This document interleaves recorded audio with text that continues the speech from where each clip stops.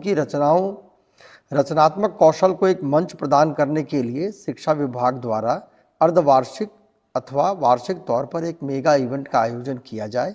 इस इवेंट में विभिन्न प्रकार की प्रतियोगिता का आयोजन हो, यथा क्विज, निबंध, भाषण, वाद विवाद, क्रॉसवर्ड आदि। देखिए, ये सुझाव बड़ा अच्छा है और यूजुअली जो अन्य एजेंसीज आयोजित करती हैं ओलंपियाड करके, तो हम लोग इस ओलंपियाड की प्रथा को फिर शुरू करेंगे और विशेषकर मैथ्स ओलंपियाड, साइंस ओलंपियाड है। ये दो सब्जेक्ट है जो बहुत इजीली हम लोग इवैल्यूएट कर सकते हैं। जहाँ तक वाद विवाद और एसे और राइटिंग है, ये इसमें इवैल्यूएशन का बहुत कठिन प्रक्रिया है, बट उसका भी हम लोग रास्ता निकालेंगे। लेकिन हम लोग शुरू करेंगे पहले मैथ्स और साइंस से, जो इमीडिएटली हम लोग उसको ऑनलाइन एग्ज़ाम लेंगे और उसके बाद रिज़ल्ट आ जाएगा। और भाषा है और जो वाद विवाद है, इसके लिए अलग से कार्यक्रम। बट मैं ज़रूर इस सुझाव से सहमत रखता हूँ और हम लोग कोशिश करेंगे कि जल्द ही जल्द ये ऑनलाइन जो ओलंपियाड की प्रक्रिया है, ये क्लास 4, 5, 6, 7, 8, 9, 10 सबके लिए हम लोग आयोजित करेंगे। Thank you so much sir. एक बच्ची प्रिया कुमारी जो 7वीं में पढ़ती है, उत्क्रमित मध्य विद्यालय धर्मपुर नालंदा से है।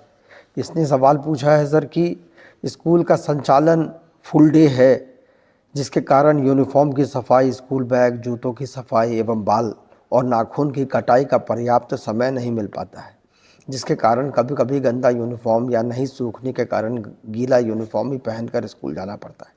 क्या शनिवार को स्कूल का संचालन पूर्व की बात ही हाफ डे नहीं हो सकता है? देखिए, हाफ डे कल तो समस्या है, क्योंकि आरटी में हमको एक सप्ताह में कितने घंटे पढ़ाने हैं निर्धारित है।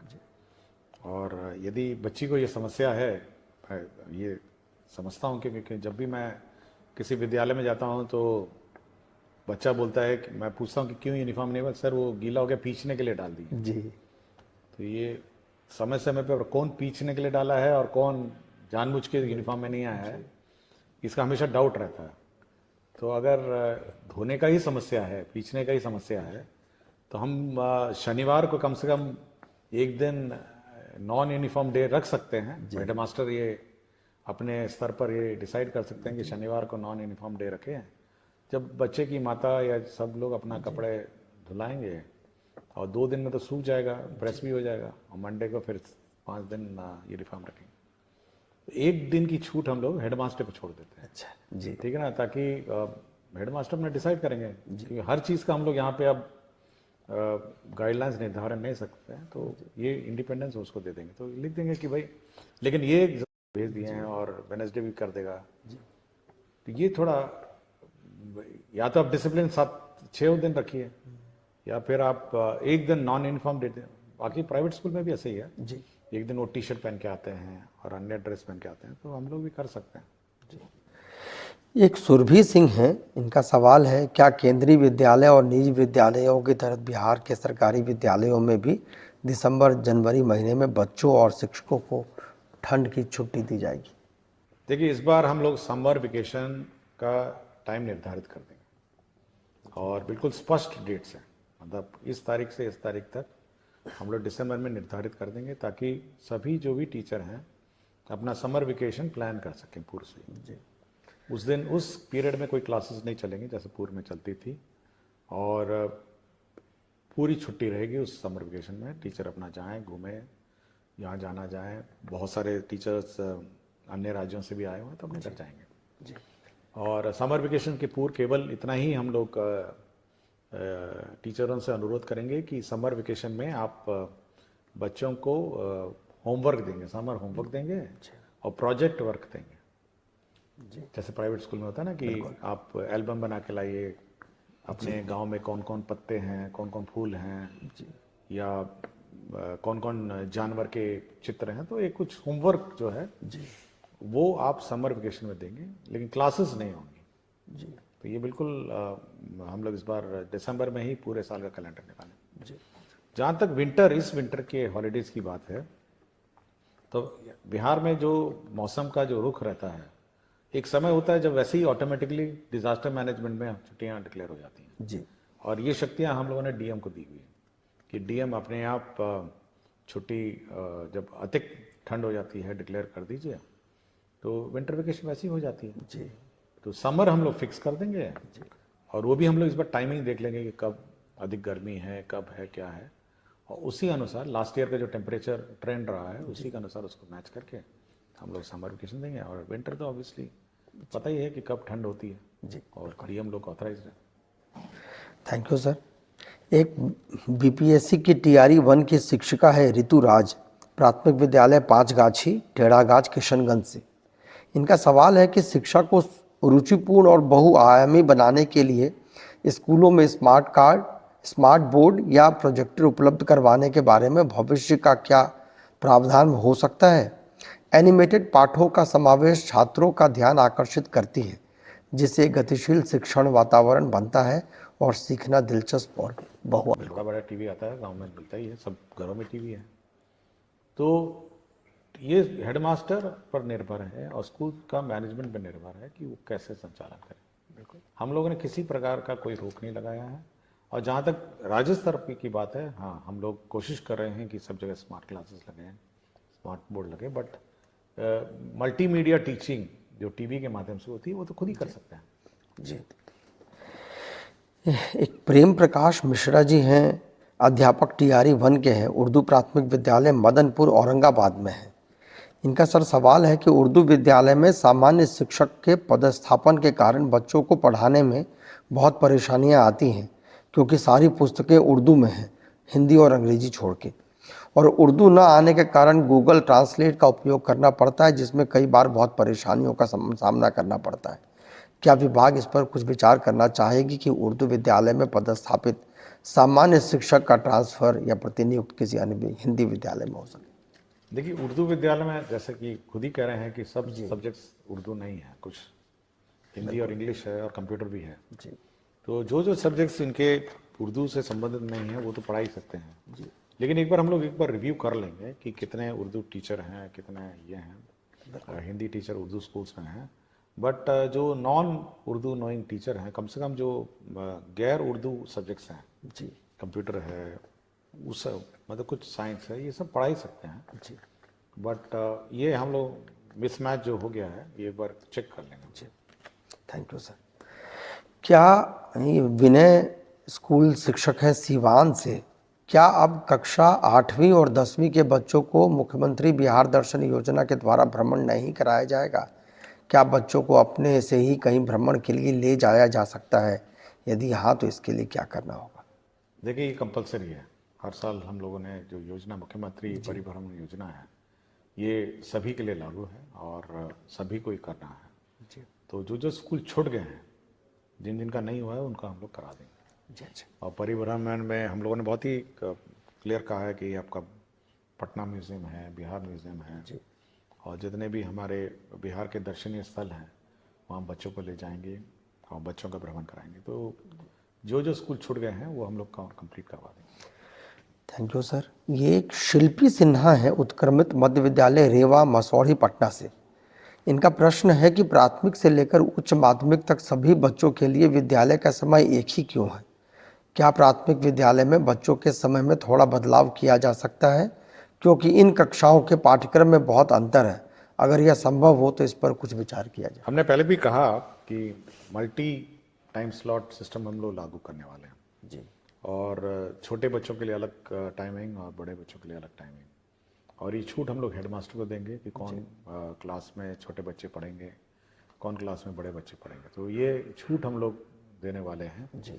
थोड़ा सॉफ्टवेयर में इसको अपडेट करने की आवश्यकता है क्योंकि अटेंडेंस सिस्टम इलेक्ट्रॉनिक है जी। तो जैसे ही ये स्लॉट सिस्टम अपडेट हो जाएगा हम ये लोग हेडमास्टर को ही ऑथराइज कर देंगे कि आप छोटे बच्चों के लिए अलग टाइमिंग रखिए और बड़े बच्चों के लिए अलग टाइमिंग रखिए जी। क्योंकि छोटे बच्चे खेल कूद, आर्ट, कल्चर, बाकी सब अन्य विद्याओं में अपना करेंगे और बड़े बच्चों का जो कोर्स वर्क है कुछ ज़्यादा रहता है जी। उसका अलग टाइमिंग रहेगा जी। तो मल्टी टाइम स्लॉट सिस्टम हम लोग टाइम लागू करने वाले हैं जी। ये बहुत उपयोगी है सर। ये कुमार नरेंद्र हैं, प्रधानाध्यापक राजकीय मध्य विद्यालय वंशी पचड़ा तरियानी शिवहर से। इनका है कि सभी प्राथमिक और मध्य विद्यालय में एक कक्षा अलग से ब्रिज कोर्स का पूरे दिन चलाया जाए, जिसमें अधिकतम 20 चयनित बच्चों को 6 माह में निर्धारित लक्ष्य को प्राप्त कराकर उम्र सापेक्ष कक्षा से जोड़ने का कार्य किया जाए। यह कार्य उच्चतम कक्षा से करते हुए क्रमशः नीचे की कक्षा तक लाया जा सकता है और पूरे साल यह कार्य किया जाए, क्योंकि कई कारण से कुछ बच्चे पढ़ाई में सामान्य रूप से प्रगति नहीं कर पाते हैं और सामान्य कक्षा में उन पर व्यक्तिगत ध्यान देना शिक्षकों के लिए संभव नहीं हो पाता है। इस संबंध में विभाग की क्या योजना है? इसमें हम लोगों ने मिशन दक्ष चलाया और करीब 8 महीने इसको हम लोगों ने चलाया और अब देखोगे टाइम टेबल में लास्ट टाइम मिशन दक्ष का भी टाइम स्लॉट था, लेकिन ना ही बच्चों ने रुचि लिया ना टीचर ने रुचि लिया जी। और क्योंकि जब सारे बच्चे चले जाते हैं बच्चे रुकते नहीं, तो इसलिए मिशन दक्ष जो है उस टाइम स्लॉट में चला नहीं। और इस बार जो टाइम टेबल जो हम लोगों ने इशू किया है उसमें मिशन दक्ष का टाइम टेबल नहीं है। उसमें आप देखेंगे कि 3-15 के बाद रेगुलर क्लास ही है, बट मिशन दक्ष के लिए अलग क्लास नहीं। हम लोगों ने ये कहा कि जो कमजोर बच्चे हैं वो हर क्लास के प्रथम 2 रो में बैठेंगे जी, first row and second row. बाकी जो सामान्य स्टैंडर्ड के बच्चे हैं वो पीछे बैठेंगे, ताकि जो टीचर है वो उस पर नजर रखेगी कि सामने वाले 2 रो में बच्चे पढ़ रहे हैं नहीं पढ़ रहे। क्योंकि मैं जब भी इंस्पेक्शन में जाता हूँ जी तो देखता हूँ सबसे कमजोर बच्चा सबसे पीछे बैठा रहता है, बिल्कुल, और सबसे चालाक बच्चा सबसे आगे बैठा रहता है, और पीछे जो बैठा रहता है वो दूसरी दुनिया में खोया रहता है। उसकी ना किताब रहती है, ना बैग रहता है, ना यूनिफॉर्म रहता है। ऐसा लगता है जैसे जबरदस्ती वो स्कूल में बैठा है जी। तो हम लोगों ने कहा इस प्रकार के बच्चों को प्रथम बेंच पे और सेकंड बेंच पे बैठिए। और प्रथम बेंच और सेकंड बेंच में आजकल देखेंगे ना बहुत स्मार्ट और इंटेलिजेंट स्टूडेंट बैठते हैं, बिल्कुल, और बिल्कुल ध्यान देते हैं, बिल्कुल कॉपी वॉपी सब ठीक रहता है, यूनिफॉर्म। ये पीछे बैठे जी और ये कमजोर बच्चे आगे बैठे, ताकि कमजोर बच्चे अच्छे बच्चों से सीखे पहले तो, और टीचर की नजर रहेगी। तो पहले तो ये है। दूसरा हम लोग ये व्यवस्था भी करने जा रहे हैं, जो हमारे स्कूल्स हैं ये 4-4:30 बजे खाली हो जाते हैं, 5 बजे तक तो स्कूल लॉक हो जाता है। और ये बहुत इंपॉर्टेंट एसेट है, मतलब ये शिक्षक जगत में ये बहुत इंपॉर्टेंट एसेट है एजुकेशन सिस्टम में। तो हम लोग चाहेंगे जो ग्रामीण क्षेत्र में जो लड़के हैं, जो पढ़े लिखे लड़के हैं, वो कुछ एक्स्ट्रा क्लासेस अगर ऑफ टाइम में ले सकें, और तो हम लोग इन बिल्डिंग्स को और इन क्लासरूम्स को उपलब्ध कराएंगे। और ये जो कमज़ोर बच्चे हैं, देखे होंगे गाँव में कमज़ोर बच्चे हैं, वो उसको पढ़ाने का कोशिश करेंगे 5 बजे रात को, 6 बजे रात को, 7 बजे रात को। हम लोग बिजली इन्वर्टर की व्यवस्था करेंगे, लेकिन ऑफ स्कूल आवर्स में अगर ये इस टाइप के जो स्थानीय लड़के हैं, प्राइवेट ट्यूशन बहुत लोग चलाते हैं, बिल्कुल, तो कुछ ऐसी कोई व्यवस्था कोशिश कर रहे हैं हम लोग कि ये जो कमज़ोर बच्चे हैं उनको अलग से 5, 6, 7 बजे रात को उनको पढ़ाया जाए। जब खेलने वेलने का समय खत्म हो जाए तो कुछ बैठ के 1 घंटा 2 घंटा पढ़ाया जाए। हमारी इच्छा है कि बड़ी जल्दी से इसको ब्रिज कोर्स को कंप्लीट करना पड़ेगा, क्योंकि बहुत सारे हम लोग अभी इवैल्यूएशन हम लोगों ने किया है, तो बहुत सारे बच्चे हैं जो इस प्रकार पीछे पिछड़ गए हैं अपने अपने क्लासों में। तो पिकअप करके उसको कैचअप करना भी हमारे लिए अब चैलेंज है, और वही हम कोशिश कर रहे हैं कि 5 से 7 बजे रात को अंधेरे में अपना क्लास चलेगा। कुछ बच्चे लोकल गांव में बहुत पढ़े लिखे हैं, बिल्कुल, बहुत लोग हैं पढ़ने का, कुछ फीस दे के पढ़ेंगे ट्यूशन, कुछ फ्री में पढ़ेंगे, तो कुछ इसी प्रकार की कोई व्यवस्था हम लोग करने जा रहे हैं। बहुत हेल्पफुल है सर। ये गिरीश चंद्र जी हैं, विद्यालय अध्यापक हैं, उत्क्रमित मध्य विद्यालय बाभनगंज पोठिया किशनगंज से। इनका है शिक्षा कोष पर डेली क्लास एक्टिविटी के रूप में कंपलसरी पाठ जोड़ा जाए, जिसमें प्रत्येक कक्षा में मासिक सिलेबस के अनुसार शिक्षकों के द्वारा क्या पढ़ाया जाना है का जिक्र हो। साथ ही प्रत्येक दिन पढ़ाए जाने वाले पाठों की जानकारी तस्वीर के साथ शिक्षकों के द्वारा खुद के आईडी से अपलोड करने की व्यवस्था होनी चाहिए। इससे गुणवत्तापूर्ण शिक्षा के प्रयास को और मजबूती मिलेगी। देखिए कितना आप अपलोड करवाइए हर चीज़ को। कहते हैं कि शिक्षक जो है मोटिवेटेड और अपनी स्वेच्छा से इंडिपेंडेंस है। जितना आप कहिएगा कि इधर जा रहे हैं तो वो भी अपलोड करिए, उधर जा रहे हैं अपलोड करिए, ये भी करिए तो अपलोड करिए, तो भाई ये तो आपको लोकल स्थानीय व्यवस्था है और हेडमास्टर और टीचर की कमेटी का व्यवस्था है। अभी हाल ही में मैं आरा गया था जी। आरा में एक स्कूल में मैंने देखा कि वहां पे दीवार पे ही लिखा हुआ है, मतलब पूरा का पूरा टाइम टेबल है कि सब